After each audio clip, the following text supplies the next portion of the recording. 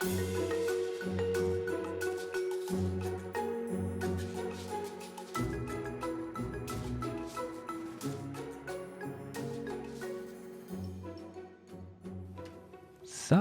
welcome to another episode of Problem Busters. How are you going, Jonathan? I am very good, Ollie. How is sunny London?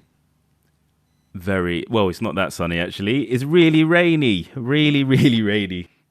Well, as you know, I'm in the Cotswolds today, and we've had a hailstorm with hailstones the size of marbles. So, climate change much? Oof, you're telling me. So, tell us, what are we going to do today, my friend? So, today we have Earl Wilson and Sophia Wilson, the authors of Left-Handed Champ. Hello, guys. Welcome. Hello, thanks. Thank you for having us, Ollie and Jonathan. Thank you. Yeah, thank you. No worries. Thank you for joining us. So, tell us a bit about yourselves. Earl, I know that you are the illustrator, and Sophia, you are the writer. So, give us a brief run through of your background. Ladies first. Okay. Okay. So, I was born and raised in the UK.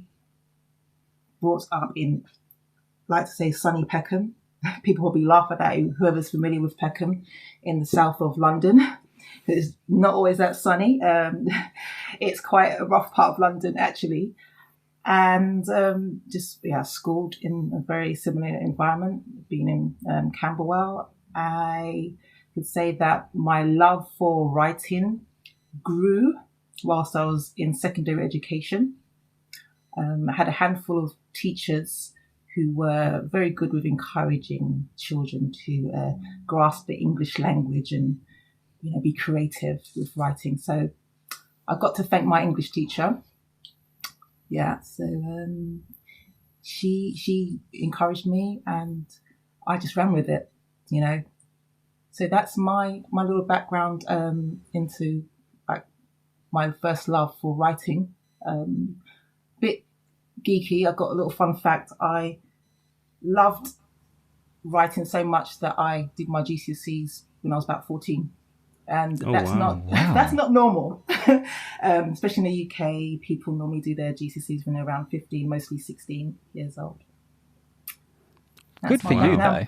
Yeah. Now I'm working in banking, fun stuff, all like just wholesale banking. But yeah, over to you, Elle. Yeah. Well, I was brought up in sunny Peckham as well. It's a lot of sunshine today. Given that we're brother and sister.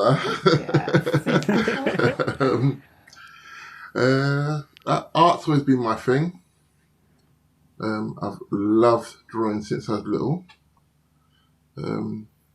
Initially, my mum, who was a seamstress, she used to draw these little drawings of mannequins with clothes on it, and I would would see these pictures and think, they're amazing. I want to draw just like you. So that kind of drove me to be better and better at drawing as I was little, trying to, make my mum proud. And I got bitten by the bug, and it just kept with me through life. So yeah, that's pretty much me in a nutshell. I just love art. Art is my thing. It's amazing hearing people talk about what got them started, isn't it, Jonathan? I find it so inspiring. I know, it really is. It really is. It's really interesting that a lot of the loves for what they do start when you're really quite young. Yeah. As Sophia said, in school, and then Earl when he was younger, watching his mum do some of the modelling art for the work she's doing with being a seamstress and clothes and stuff like that. So that's fantastic. And those sketches are really cool, right? If you're talking about the kind of things that are on patterns and stuff. Yes. Yes. Oh yeah.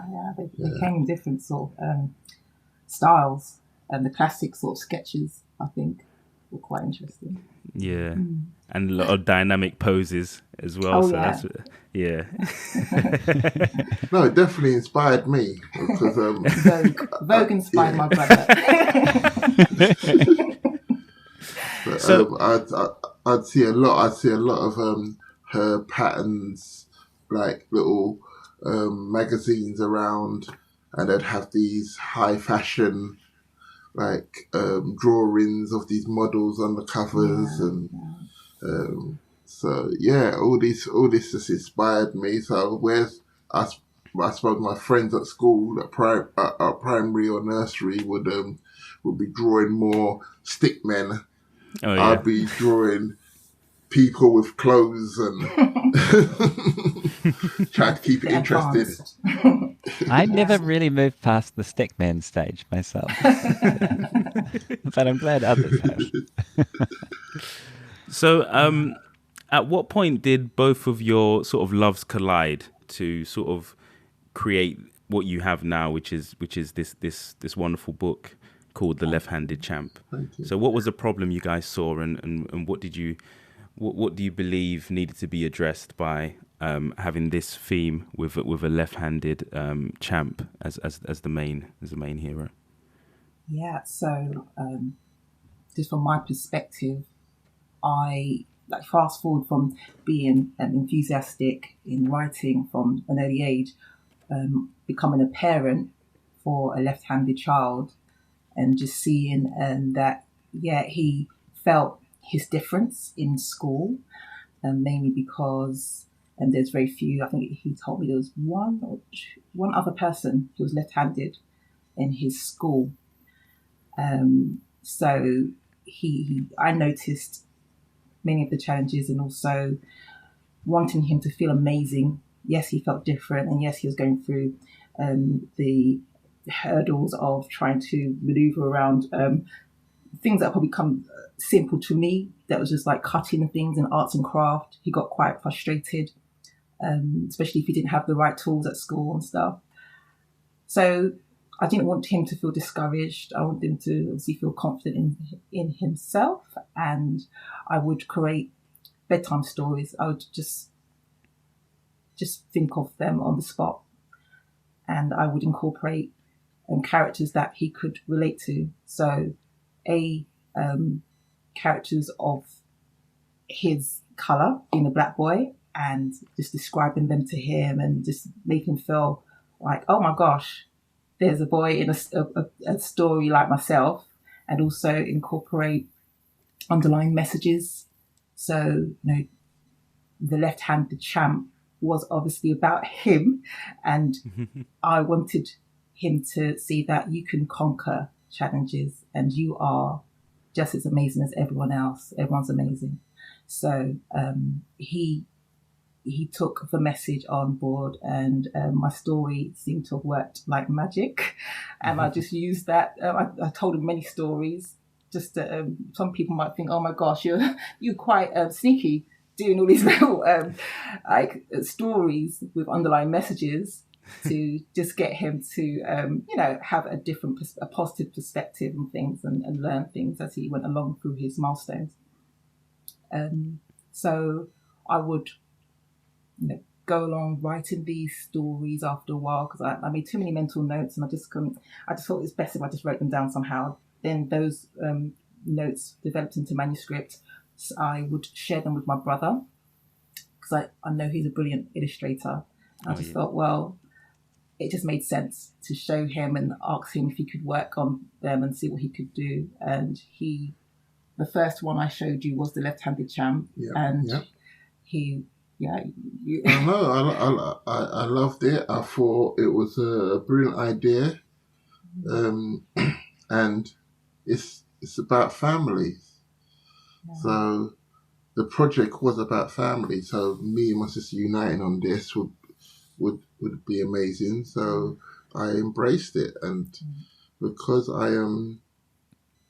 I work with kids in my job. I work for Samsung, and I run workshops for kids to do digital art. Yeah. I loved seeing the relationship between the kid, and the parent, because I'd always get the parent involved. And I felt that this project could be like another extension of that in so many words, like something that I've created that I've handed off to the parent, and then the parent imparts what I created with my sister to the child through reading, and the child will learn and kind of fall in love with the idea of being special, and not being different. Yeah. Or made to feel probably not like everyone else, I guess, in a negative way. Because what I find is some people don't realise it, they don't mean to, but they use expressions and connotations associated with, for example, being left is not a good thing, you know. So you might even just say by accident, or just not me being mean, but oh my goodness, something went left to mean, you know, something went wrong. So words are very powerful, and I think just knowing that and seeing how my son was impacted by some of the behaviours of people not really understanding. Oh, children, they really need to be, you know, cared for a bit more in that sense with their feelings, you know, and make sure they have positive and inspiring words instead, you know, around them. So it's been a journey, and it's been lovely since we've published the book. We've noticed there are quite a few left-handed people out there, even though there's only apparently last year there's still 12%. Wow. You might even say there's someone on the call who's a leftie. Yeah, I wonder who that would be. Who's on the podcast right now. Somebody right now. 12%. Yeah. Yeah. It's so funny, 12%. But hey, the other day we did a sort of like a tour. We read the book to a children's group, and we met a mother with 3 children who were left-handed, 3 left-handers in her family. Wow. And that I've never heard of. And the 4th one potentially another. The youngest little Babby was potentially another. She's looking like she's preferring to use her left hand more. So I was like, wow. And wow. We've come across so many people who tell us stories about their experiences of being a left-handed person, particularly older people as well, because I think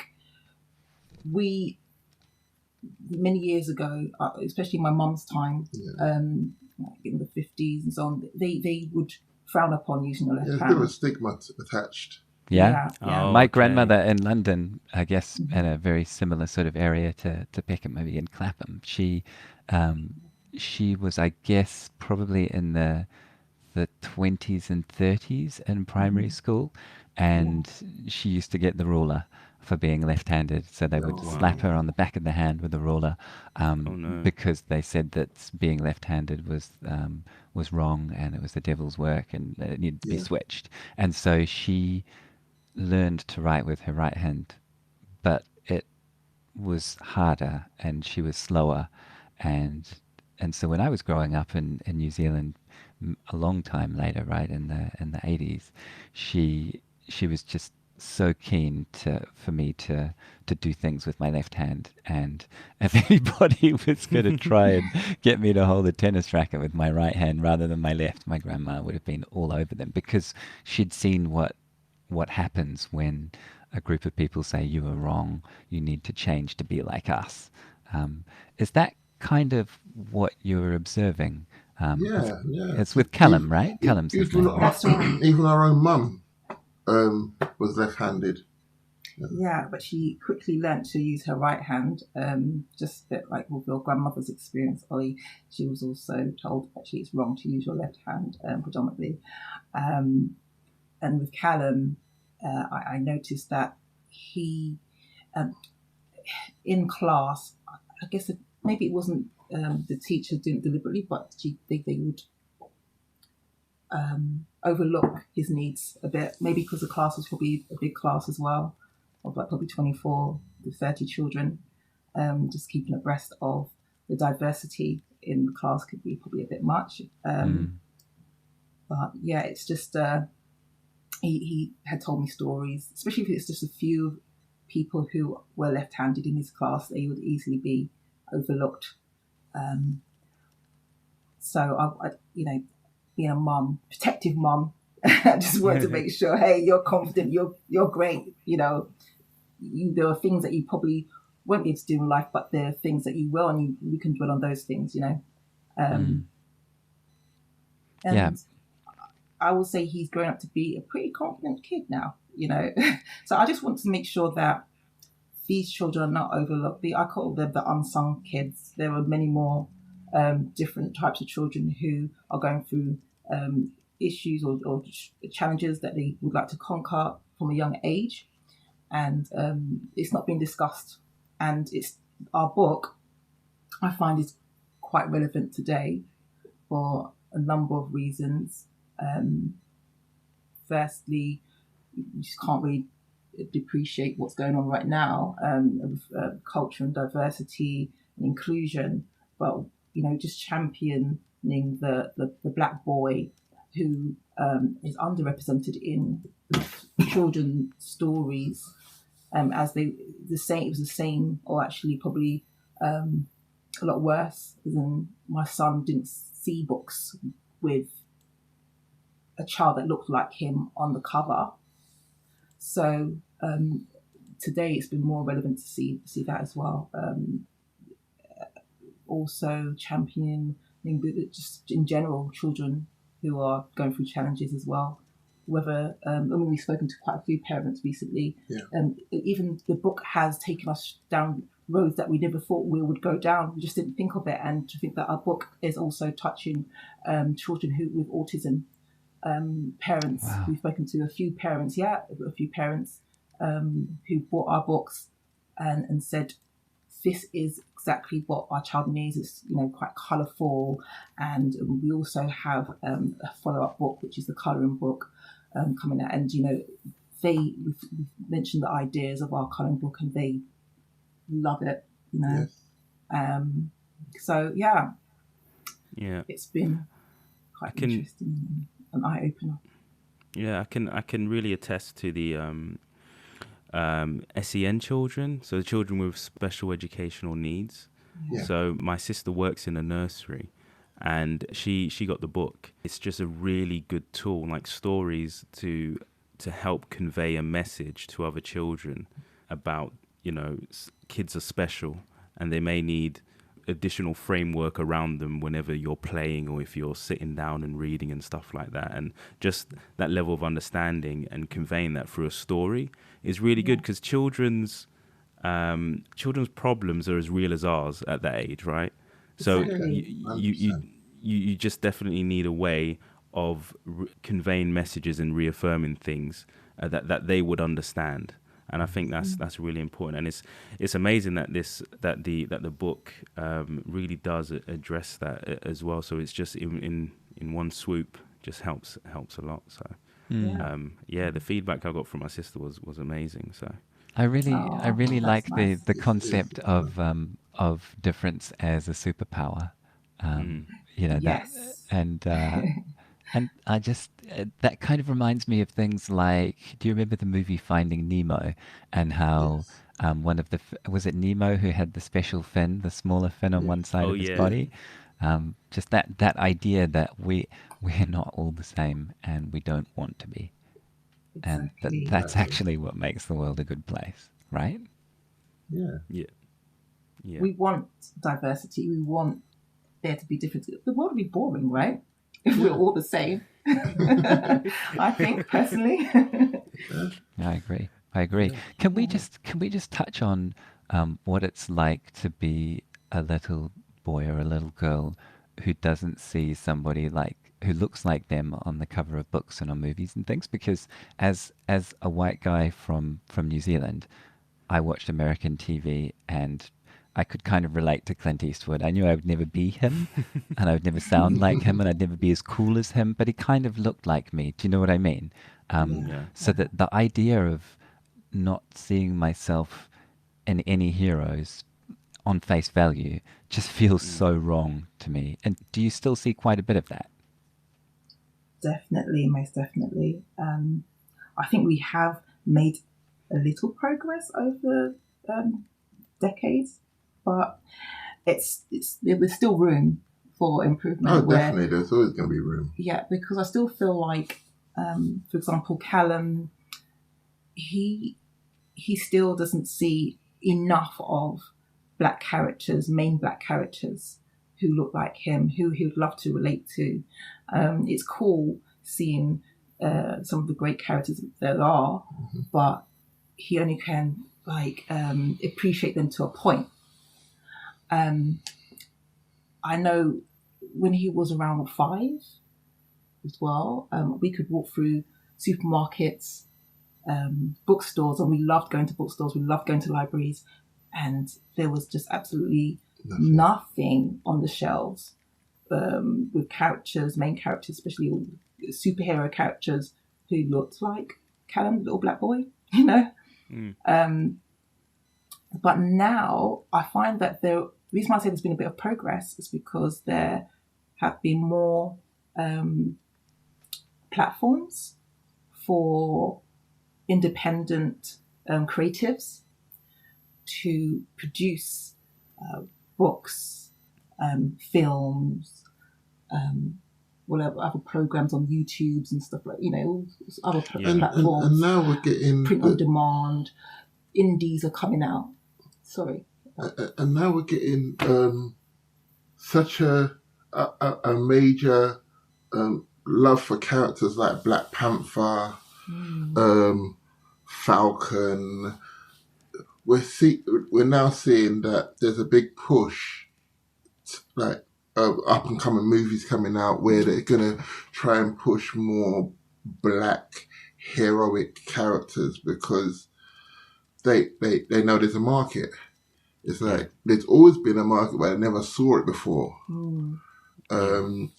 Growing up, I was into comics, and we only ever had Black Panther, Power Man, and probably about 2 others, Black Lightning, and maybe another one. And it was like a sea of white characters, but just you could count on one hand the black characters. And when they translated them into cartoons, they very really used those handful of black characters. It would be the main stable of white characters. And I always thought to myself growing up that I'm going to write my own comics, and it's going to be full of black characters, going to be characters that represent life. Because what I'm seeing in those pages at that time doesn't really represent the life that I live and the people I see around me. So I want to see more Asian, more black, just generally just more diversity in the characters. So I suppose that kind of reflected a bit in the book when I was designing the characters for this book now.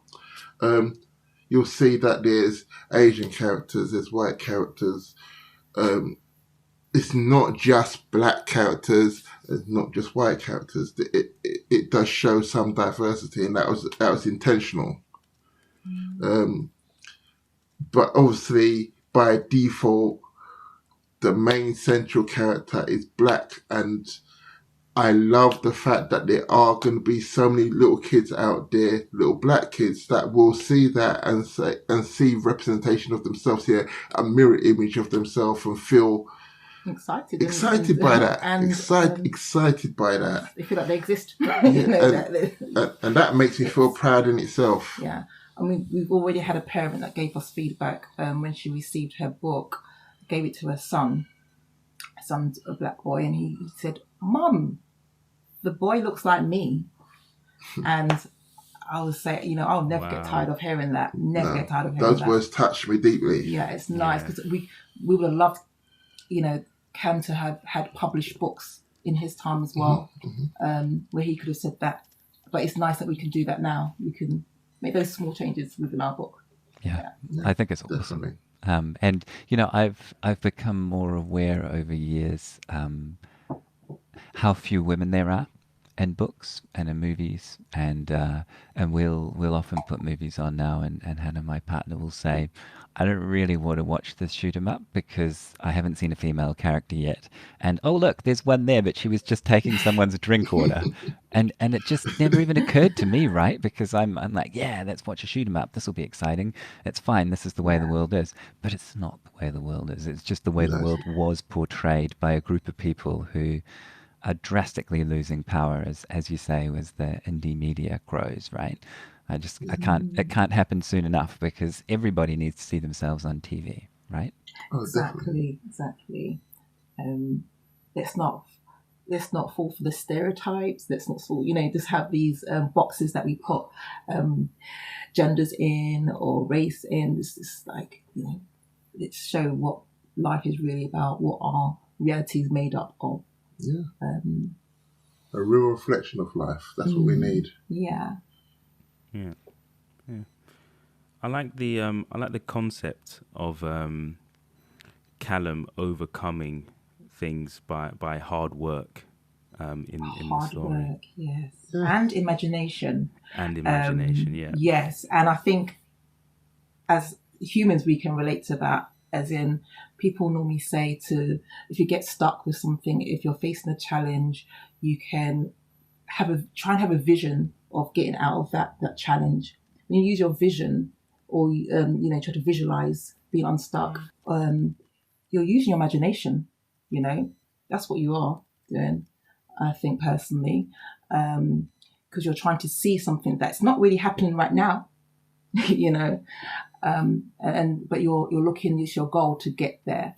And with this book, just sort of simplifying it and seeing things through a child's perspective, it seems quite rare to have a book about a left-handed child, and having, instead of it being a guide for parents, it's a book through a child's perspective or eyes.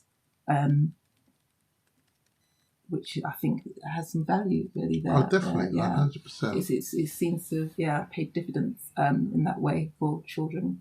I've never seen anything targeting or talking about left-handed children as the main character in that way.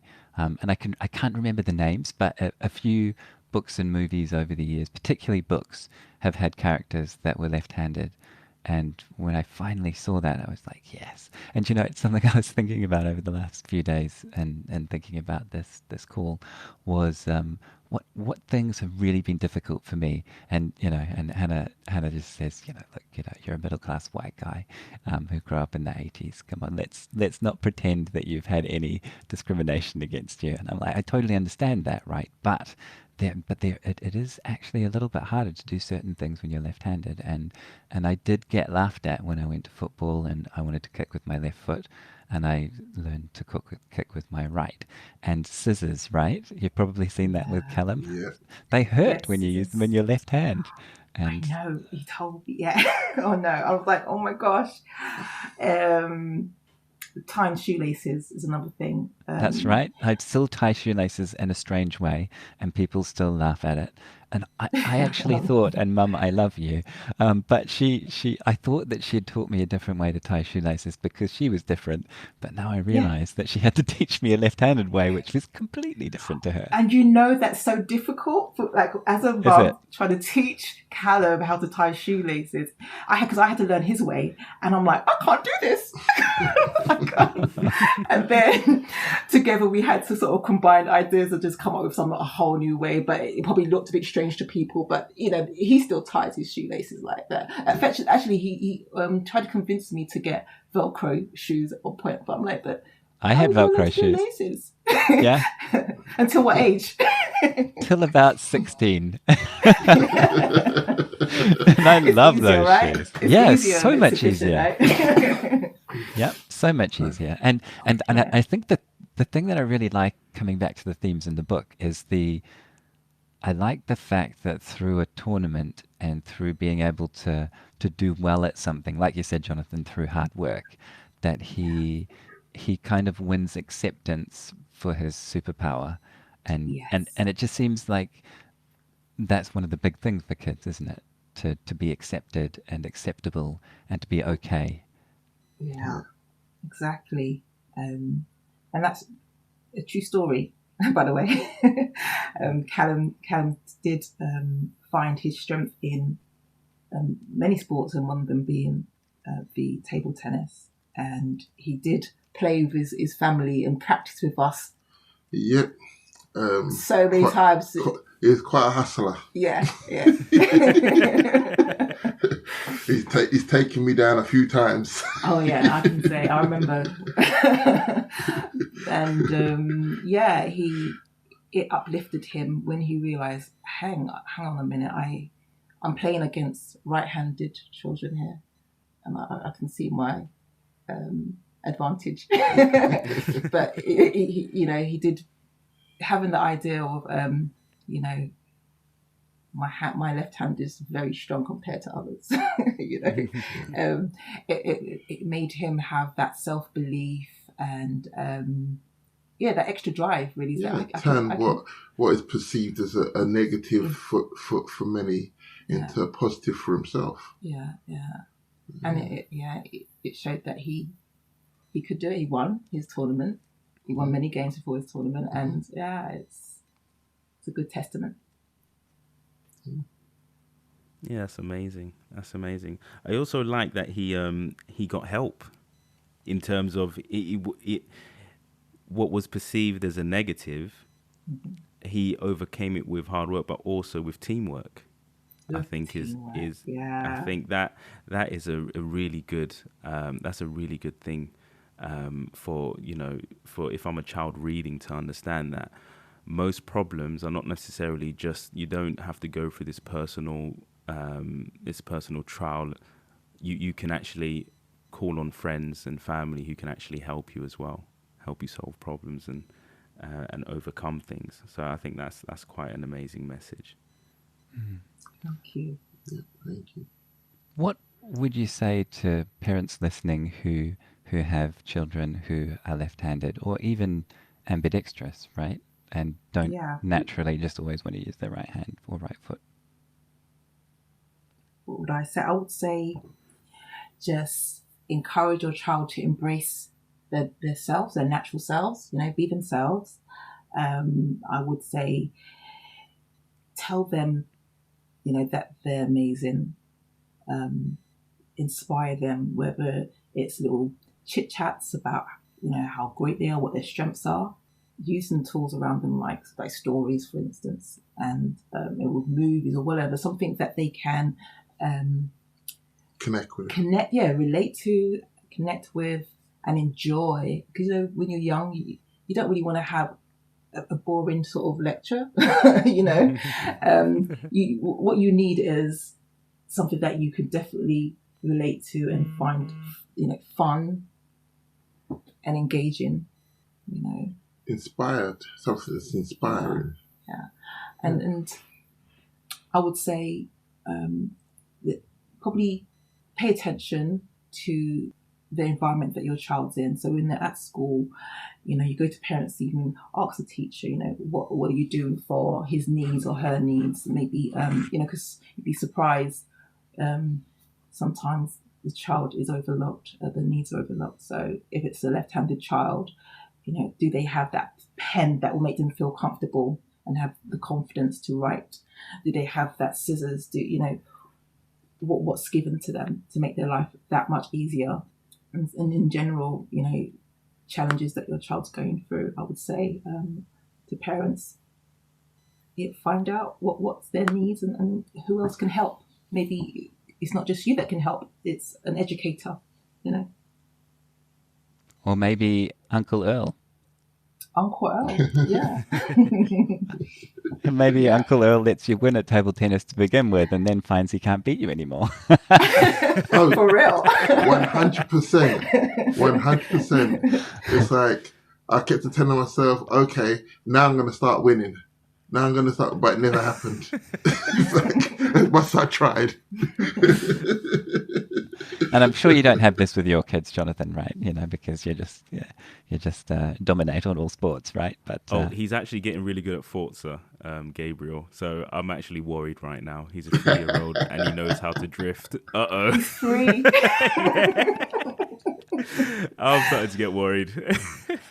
he's a cutie. And the these, other, these kids, they do have a natural ability when it comes to things like video games. So I think you should be Yeah. worried. Yeah, I heard it's with with children they it's like us where we've got a lot of extra stuff on our software. For them, they're coming in pretty new, so you know it's really good to sort of get them introduced to things early, which is why I believe Callum as like a superhero for children is amazing. Because when I was young, like yourself, I didn't see many superheroes. Or you know, like you said, Black Panther, maybe Static Shock, and other people. My main character that I liked the best was Superman. You know, and he's not. He's you know he's a white alien actually. Yeah, But yeah. the thing about his superpower was his costume was looking normal. He wanted to be normal. His costume was just fitting in. And I could relate with that with growing up in France and stuff like that. You would have your own culture, your own identity. So Kryptonian, his own culture, his own language, you know, behind him. And then when you'd go out, it's not like you have a facade. You'd still grow up in this world around you. However, you know that there is that other side to you. There's more, rather than, you know, just conforming and putting on his glasses and going to work every day. You know, he's got the weight of a planet behind him, if that makes sense. So that's why I related to Superman to a degree. Unfortunately, I didn't get access to Black Panther in France, but you know, but yeah, I think having having accessible superheroes and characters that a young black child, or any child really, who's special can actually identify with is Yeah, amazing. that's why I'm actually looking into making a video game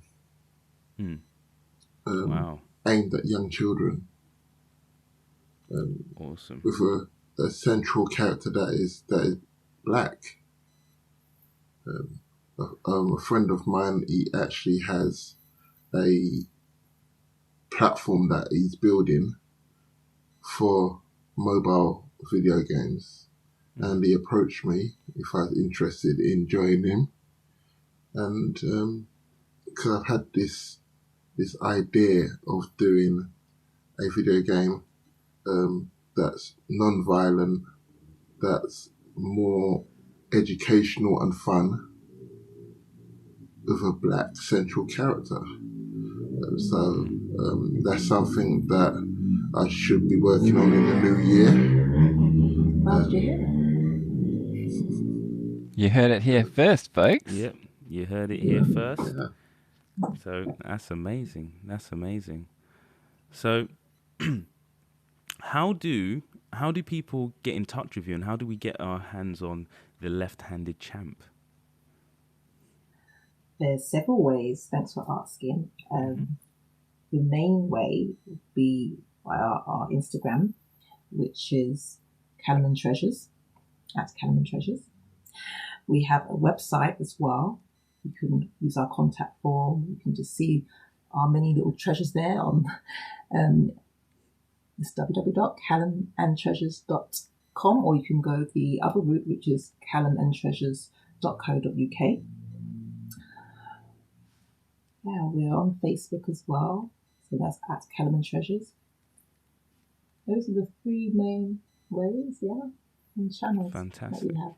Yeah. And yeah, I was able to get a copy off Amazon, so you have it there as well, right? Oh my goodness. Yeah, we have the other platforms like Amazon, Google Play for the ebook version, and the Kindle version as well. Right? Yeah, Kindle. It's just it's kind of everywhere. Wow, Waterstones. There's Waterstones as well that's got us. And if you're in America or Canada, I think you can get hold of us in Barnes and Nobles. Oh, yeah. So wow, pretty broad. That's pretty amazing. So the Left-Handed market. Champ, available on Amazon in physical copy. You can get it Barnes and Noble. Yeah. Waterstones as well. That's right. Yeah. Waterstones, as well as the ebook and the online version as well for tablets. And it is Fantastic. very reasonable. So thank you for making it financially Oh, accessible definitely. to people as well. It just means it's going to reach more parents and help more kids, right? So yeah. And recently, because of the pandemic and the impact it's had on people getting access to books in libraries, for example, there's been some new agreements with libraries where they're looking at subscriptions to ebooks now more than ever, so people can get access to the books. Yeah, that's what I do with my library down in Hove. They use an app called BorrowBox, and I'm able to borrow ebooks on that and read them on my Kobo, which is like the Japanese Kindle. It works really well. That's very handy. That's good. Yeah, so hopefully more libraries will be involved with that method. That's good. Cool. And Awesome. what's next? Great. Have you got another project up your sleeve as well? Are you thinking beyond the colouring in book? Oh, definitely. So there's definitely one other additional book with the Callum character, possibly a third book, but we're still thinking about. We're toying with the idea. Yes. And personally, I will be looking at doing books for older children, like the teens, adventure stories for teens, and there's also an adult book in the pipeline. Good for you. Adult fiction book. Yeah, I've got quite a few in the archive, you know. And I've got a few ideas for picture books, books without words. So I'm currently drafting a few ideas to be put to use in the coming year. But yeah, there's definitely a few things that we've got for people. Yeah, we're working together a bit more. Yeah. It's great that you work together, because that is really not common for brother and sister to A, get along, and B, work together. That's a miracle, really. Well, we're special. It's a superpower. Yeah, that's our superpower right there. Yeah. So, if there was one thing in the world that you could change, what would it be? Yes. That's a very good question. Only one thing? Okay. I would say have being adults make a change by ensuring that we identify all children's needs and we cover the inclusion and diversity, that's mainly, I would say just do more of that, so we get to include everyone. No one feels left out. I think I would want there to be more funding when it comes to outside of school projects. I I would like there to be more places where kids can go to read, have Yeah. stories read to them. Yeah, because through my work, kids come to where I work. I work for Samsung, like I said before, and the way that kids engage with each other, they come from total different schools. As soon as they're in that space, they're like the best friends. Like they're like they've known each other for years. And I just want more spaces available to encourage that, to nurture that. It just encourage kids to be nice and grow up with I don't know, Mutual respect, or respect for each other, and kindness. Yeah, kindness. Yeah.